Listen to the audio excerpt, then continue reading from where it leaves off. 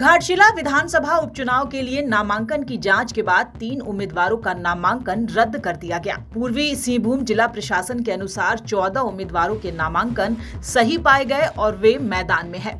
यह जानकारी पूर्वी सिंहभूम के उपायुक्त ने सोशल मीडिया के माध्यम से 22 अक्टूबर को साझा की।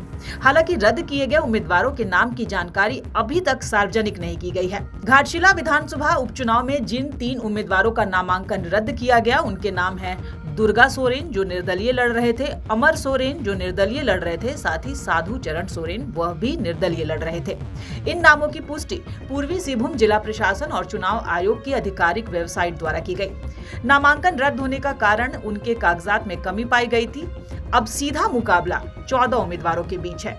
इन 14 उम्मीदवारों में जेएमएम और बीजेपी के बीच ही सीधी और कांटे की टक्कर है। वहीं अगर दूसरी बात पर गौर करें तो घाटशिला उपचुनाव में राजनीतिक दलों ने अपने अपने स्टार प्रचारकों को भी मैदान में उतार दिया है। इनका प्रभाव मुख्यतः इस बात पर निर्भर करेगा कि वे मतदाताओं को कितना आकर्षित कर पाते हैं। अगर स्टार प्रचारकों की सूची की बात करें तो भारतीय जनता पार्टी की तरफ से 40 स्टार प्रचारकों की सूची जारी की गई, जिनमें बड़े बड़े नाम शामिल हैं। केंद्रीय मंत्री शिवराज सिंह चौहान, जुएल ओराम, अन्नपूर्णा देवी और संजय सेठ। अन्य राज्यों के मुख्यमंत्री ओडिशा के मोहन चरण मांझी और छत्तीसगढ़ के विष्णु देव साय। भाजपा प्रदेश अध्यक्ष और विपक्ष के नेता बाबूलाल मरांडी, पूर्व मुख्यमंत्री अर्जुन मुंडा, रघुवर दास और पार्टी के अन्य वरिष्ठ नेता। भाजपा ने पूर्व मुख्यमंत्री चंपई सोरेन के बेटे बाबूलाल सोरेन को ही फिर से मैदान में उतारा है, उन्हें उम्मीदवार बनाया है।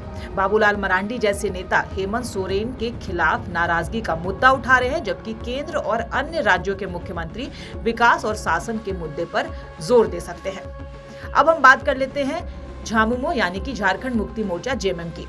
जेएमएम ने दिवंगत विधायक रामदास सोरेन के बेटे सोमेश सोरेन को मैदान में उतारा है। मुख्यमंत्री हेमंत सोरेन ने 17 अक्टूबर को सोमेश सोरेन के नामांकन के दौरान मोर्चा संभाल लिया।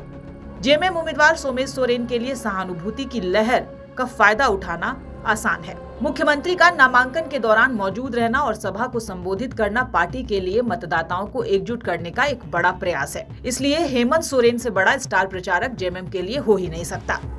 अब बात करेंगे जेएलकेएम की।